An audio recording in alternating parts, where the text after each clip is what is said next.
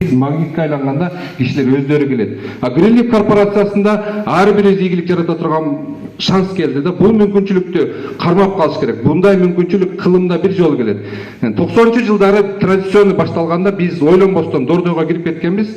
Жакшы иштедик, Кудай буйрса. Анан ошол ортодо кыргыздар айтат эле, чайкоочу бул спекулянтка кирбегиле базар уят болот деп жүрөшөт эле да. Анан кийин барып бардыгы базарга кирди. Азыр сетти уят деп аткандар 5-10 жылдан кийин дагы калып калышат.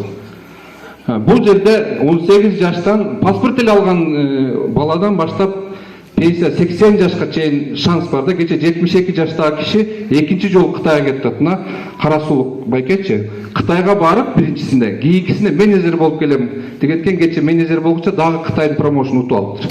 Мына мен корпорация келгениме 3 ай болуп атат. 3 айда биздин 2 местабыз Кытайды утту да.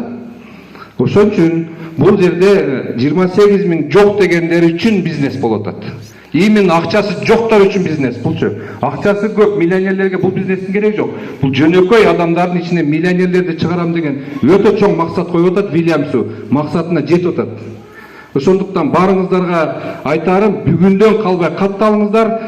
Место алып койгон эле адам утат экен бул жерде. Бизнес место. Себеби бир линиядан дагы акчалар чыгат, пенсия. Кече Бугровдун доходун көрдүк. Бир линиядан алган акчасы бир айда $47 миң болуптур.